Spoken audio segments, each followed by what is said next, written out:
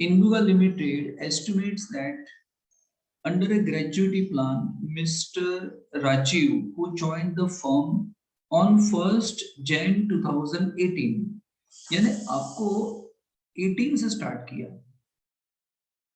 ठीक है?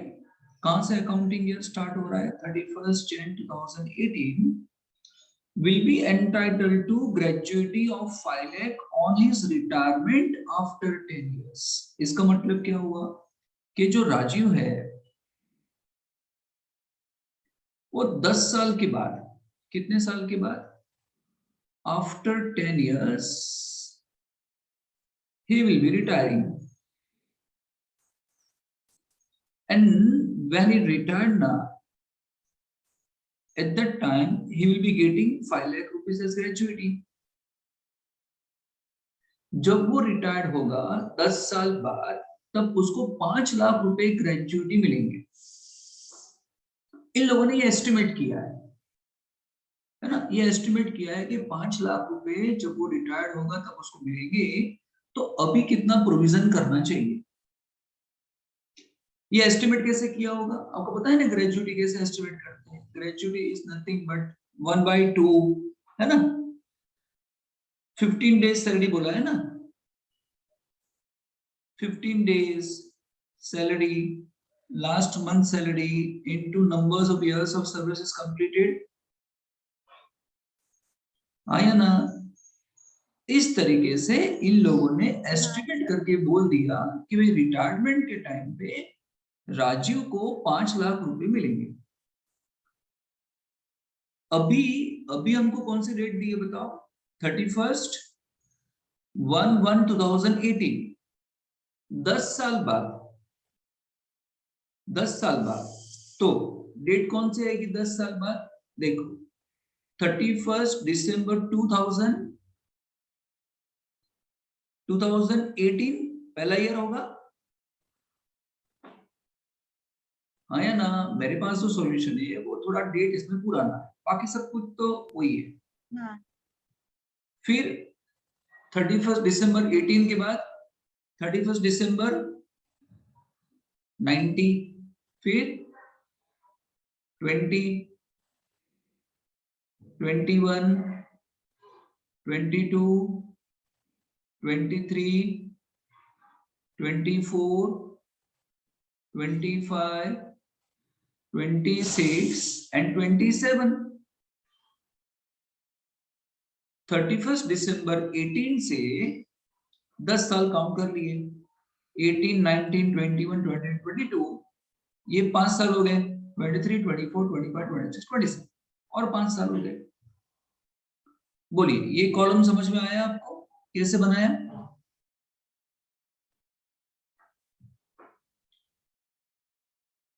बोलिए। हाँ सर। हाँ सर। बोलिए मतलब बोलिए होता है यार, फिर चुप रहिए नहीं। दूसरे कॉलम की बारी। अच्छा एवरी ईयर, अच्छा रिटायरमेंट के टाइम पे देना कितने है बताओ? रिटायरमेंट के टाइम पे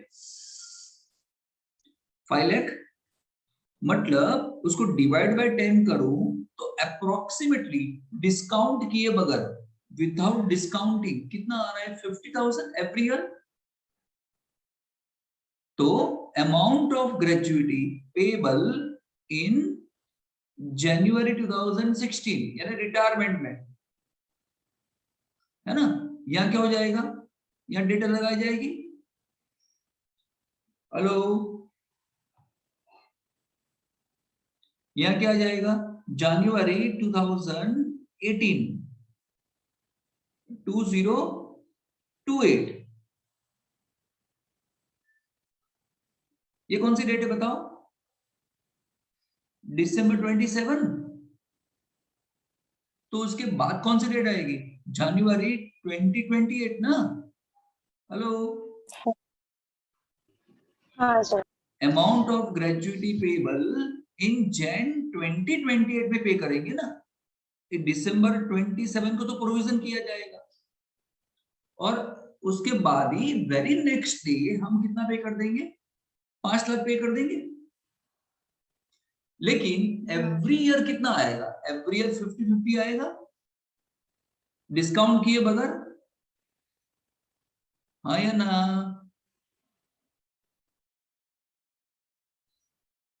हाँ तो हाँ सर। हाँ सर। हाँ सर। देखो, हाँ सर। सर। फिर 9% किसके लिए था? 20, 21, 22, 7% आया 23, 24 में। बोलो ना, जिस हाँ ईयर के सर। लिए, हाँ इस सर। ईयर के लिए जो डिस्काउंट रेट है वहां पे जाके लिख देना है, बात खत्म। तो पहला कॉलम किसका बना? बैलेंस शीट डेट का बना।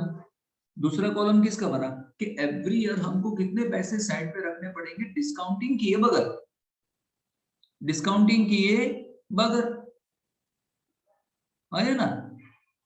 फिर हमने डिस्काउंट फैक्टर लिख दिया। अब क्या करेंगे? 50,000, 50,000 इंटू, अच्छा डिस्काउंट फैक्टर लिख दिया, अभी डिस्काउंट फैक्टर ढूंढेंगे, डिस्काउंटिंग रेट लिख दिया, अभी डिस्काउंट फैक्टर ढूंढेंगे। अब एक बात बताओ, यहाँ पे ये जो फर्स्ट ईयर है, यहाँ फर्स्ट ईयर है ना, तो फर्स्ट ईयर के एंड में पैसे रखोगे ना, फर्स्ट ईयर हाँ। के एंड में 50,000 साइड पे निकालोगे ना, तो आपको तो फिर 9 इयर्स का ही इंटरेस्ट मिलेगा ना। हाँ। फर्स्ट ईयर तो गिनने का ही नहीं ना, इसलिए यहाँ पे आया 9 इयर्स। देखो ये 9 इयर्स है, फिर ये 8 इयर्स, फिर यहाँ पे 7 years, 6 years, 5 years, 4 years, 3 years, 2 years, 1 year and last में 1, 0। 0 मत लिखना, 1 लिखना, 0 लिखोगे तो आंसर 0 हो जाएगा। क्लियर इतना? हाँ। हाँ सर। ईयर क्लियर हुआ? चल अब हाँ ये सर। कैसे आएगा, ये कैसे आएगा? आपको टेबल देखना पड़ेगा ना इसके लिए, डिस्काउंटिंग का टेबल देखना पड़ेगा। अगर डिस्काउंटिंग का टेबल आपको एग्जाम में ना दे तो क्या करोगे? डिस्काउंट फैक्टर लिख देना बाजू में, is equal to 1 upon 1 plus r raise to n।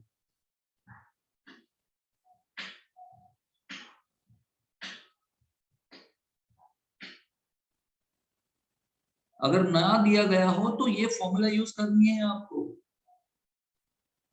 चल चेक करके बताता हूं,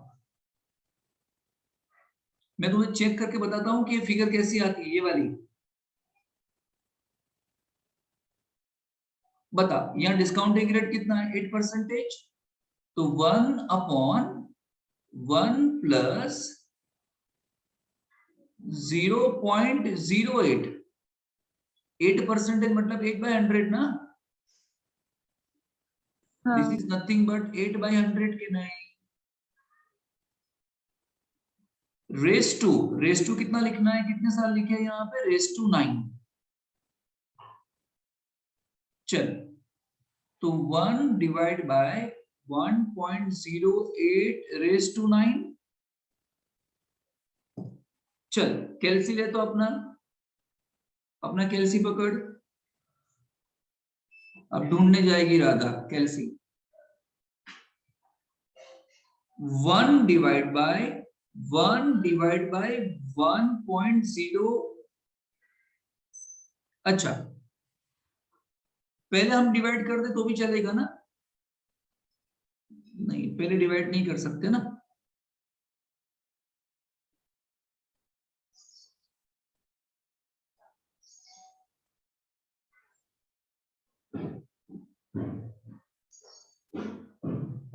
एक काम कर, नीचे लिखा है ना, क्या लिखा है? 1.08 रेस टू 9।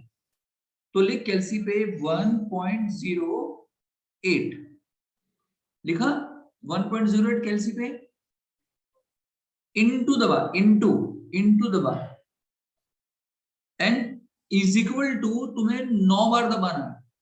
इनटू करने के बाद इज इक्वल टू 9 बार दबाना है। 1 2 3 4 5 6 7 8 9। कौन सी फिगर आई?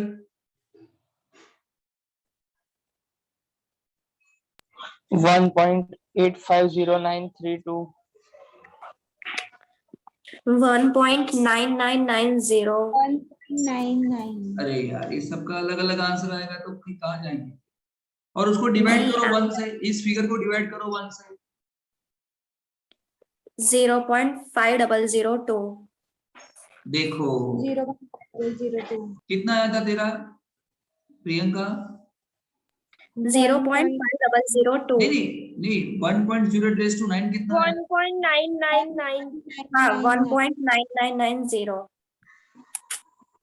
0.50. ये आना चाहिए, अभी बात खत्म। ओ पकुड़ी, ये आना चाहिए 1.990 आना चाहिए, रेज़ टू 9 करो तो, और फिर 1 से डिवाइड कर देने का। अभी आप देखो किस तरह से होता है, समझ में आया? हाँ सर. इस तरीके से मिलेगा हाँ, आपको 0.5002, फिर ये मिलेगा 0.5402। और ये फिगर मिल जाएगी सबको?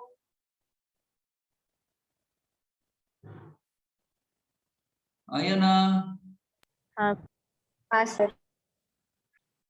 अब क्या करेंगे? 50,000 into this will be this 50,000 into 0.5002 will be this 50,000 into this will be this. आया ना? हाँ. ये मिल जाएगा सब कुछ। इसे हम क्या बोलेंगे? Present value. इसे हम क्या बोलेंगे बताओ? प्रेजेंट. समझ में आया कि नहीं? हाँ सर. हमने एक आगे एग्जाम्पल किया था, वैसा ही तो है, ये थोड़ा डिफरेंट है बस, और कुछ नहीं है। तो क्या मिल गया तुझको? देख 50,000 इंटू क्या करोगे? Into this is equal to this. तो क्या मिल जाएगा? Present value at the balance sheet date.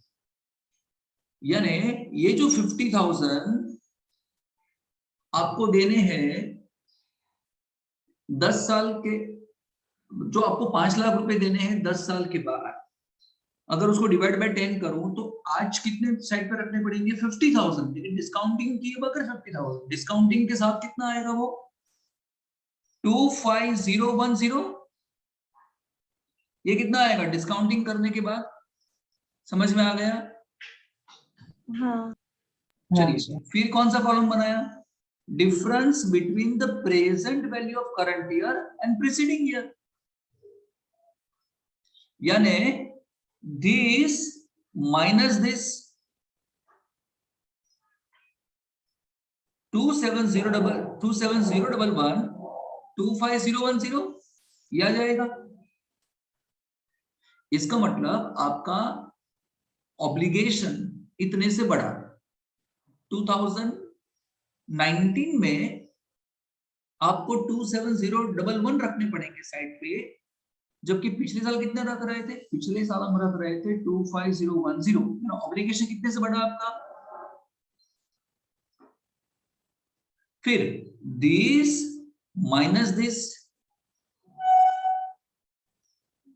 Hello, this minus this. हाँ सर. तो आपका ऑब्लिगेशन जैसे जैसे आप मैच्योरिटी के करीब जाते जाओगे वैसे वैसे आपका ऑब्लिगेशंस बढ़ता जाएगा। आपका ऑब्लिगेशंस ये जो है ये बढ़ता जाएगा ना। समझ में आया? देखो पहले 32 है, फिर 38 हुआ, फिर 40 हुआ, वो 50,000 के करीब जाएगा धीरे धीरे, क्योंकि फिर आपको इंटरेस्ट का बेनिफिट कम मिलेगा और इसलिए आपका डिफरेंस ये बढ़ता जाएगा।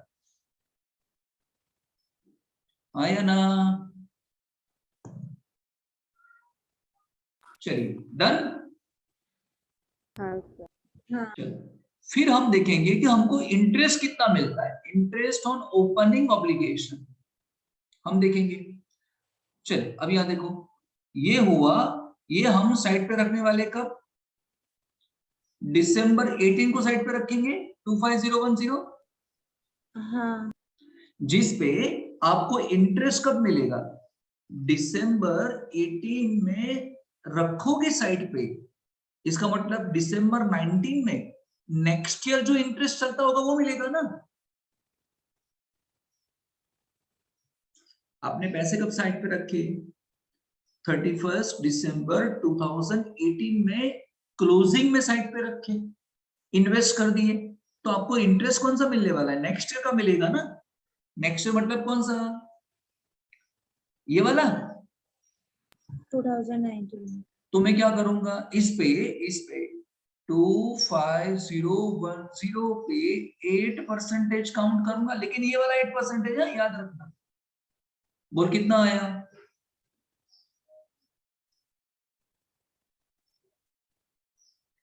200 बनाया। हाँ। चल फिर इसकी बारी। 27011 डिस्काउंट का रेट नीचे वाला लेने का, नीचे वाला 9% इंटू 9 कितना आया? 2431 समझ गए ना। फिर इसकी बारी, ये और ये ऐसा। अब किसकी बारी थी? 27350 इंटू 9% अगेन कितना आया?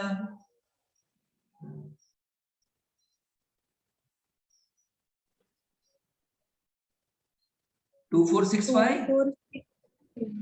हाँ सर। बोलो सब मिल जाएगा इस तरीके से आपको? हेलो। हाँ सर। हाँ। एंड लास्ट में कौन सा कॉलम बनाएंगे जो ढूंढ रहे थे? एक्चुअल गेन का तो loss due to change in the discount rate, यानी 7 - 6। कौन सा कॉलम? 7 कॉलम -6 कॉलम, यानी this minus this, nil। 2431 - 339 plus में आंसर आया, प्लस में, तो ये हो गया आपका गेन।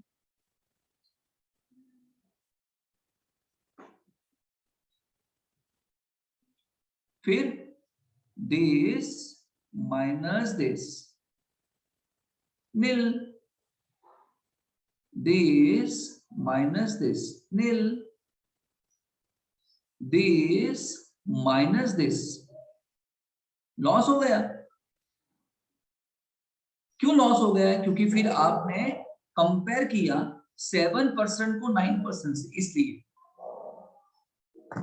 पिछले साल आपने 9% से गिना था, इस साल आप 7% से गिनोगे।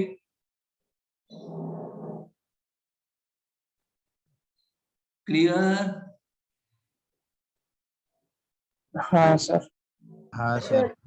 हाँ सर। स्क्रीनशॉट लेना है तो ले लो, मैं इसको फिर निकाल रहा हूं, बाहर निकल रहा हूं।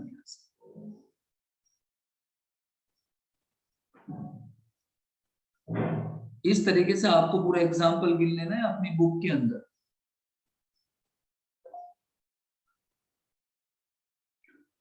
कर्टेलमेंट लिखो।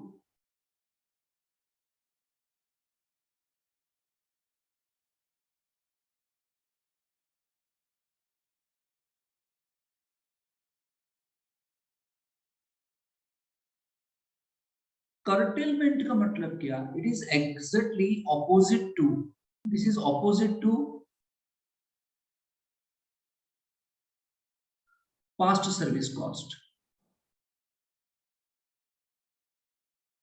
पास्ट सर्विस कॉस्ट का एग्जैक्ट ऑपोजिट है ये।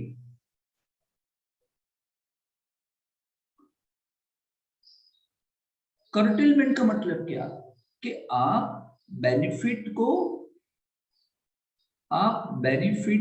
कर्टेल करना चाहते हैं। आप बेनिफिट को क्या करना चाहते हैं? कर्टेल। कर्टेल मतलब क्या? आप बेनिफिट को रिड्यूस करना चाहते हैं।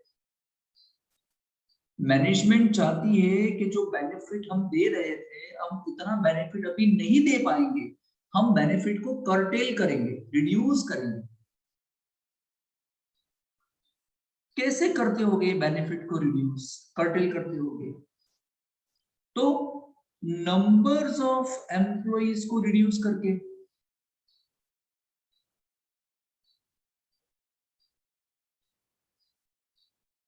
नंबर्स ऑफ एम्प्लॉइज को जिसको बेनिफिट मिल रहा था उसको रिड्यूस कर दो। यानी पहले ऐसा था, प्रीवियस ईयर में ऐसा था, प्रीवियस ईयर्स में कुछ ऐसा था कि हमारी कंपनी के 200 एम्प्लॉई को बेनिफिट मिल रहा था। अब कंपनी क्या करना चाहती है? अब कंपनी नंबर्स ऑफ एम्प्लॉइज को कम करना चाहती है। यानी अभी करंट ईयर में क्या बोल रही है कंपनी? के काम करो, इसमें से सिर्फ 150 एम्प्लॉइज को ही बेनिफिट मिलेगा, बाकी के 50 एम्प्लॉइज को कर्टेल कर दिए। समझ में आया? या कंपनी पहले क्या करती थी? कंपनी पहले बेनिफिट दे रही थी 8% पे पहले। अभी कंपनी क्या करेगी? हम आपको बेनिफिट देंगे 6% पे, हम 8% नहीं दे पाएंगे आपको। या कंपनी डिफाइंड बेनिफिट प्लान को स्टॉप कर देना चाहती है, खत्म, आज से प्लान खत्म।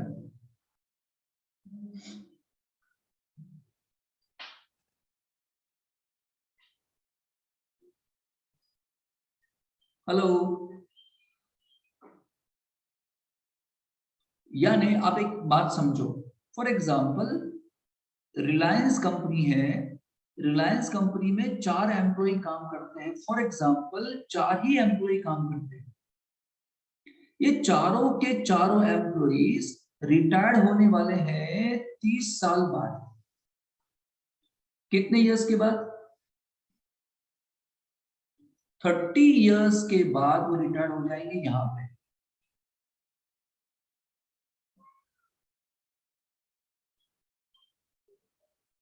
कंपनी क्या कह रही थी कि इन चारों एम्प्लॉइज को, हर एक एम्प्लॉय को यहाँ पे 5 लाख रुपए मिलेगा, इनटू क्या 4 एम्प्लॉइज, यानी कितने 20 लाख कंपनी को यहां चाहिए होंगे। कंपनी ने क्या किया? कंपनी ने 12 इयर्स तक, यहां से लेके यहां तक 12 इयर्स तक कंपनी ने प्रोविजन किया। समझ रहे हो ना? 20 लाख चाहिए। सुनो, अगर कंपनी को 20 लाख रुपए चाहिए, 20 लाख रुपए कंपनी को 30 साल में चाहिए ना, तो हर एक साल कितना आएगा अप्रोक्सीमेटली बताओ?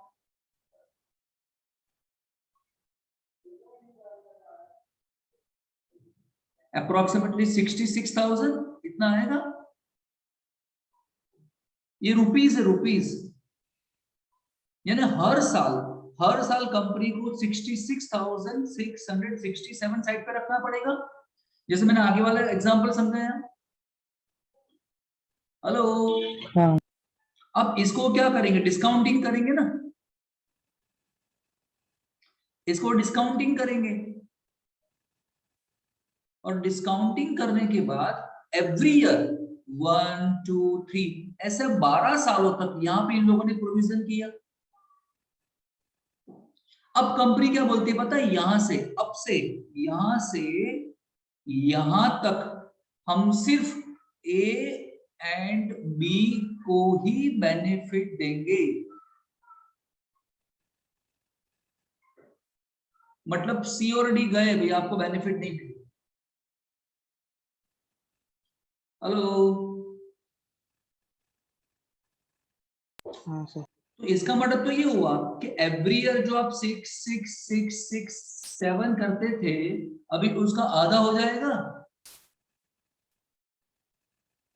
हाँ है ना, अप्रोक्सीमेटली। और फिर इसको डिस्काउंटिंग करना पड़ेगा आपको, यानी आपका ऑब्लिगेशंस कम हो जाएगा, आपका प्रोविजंस कम हो जाएगा। समझ में आया? इसे बोलते हैं कर्टेलमेंट्स। और जो भी प्रोविजंस आता है, जो भी ऑब्लिगेशंस आता है, वो आप डेबिट करो फिर प्रॉफिट लॉस की डेबिट साइड पे, जिस या जो आता हो। जिसको कर्टेल कर दिया उसको जाने दो।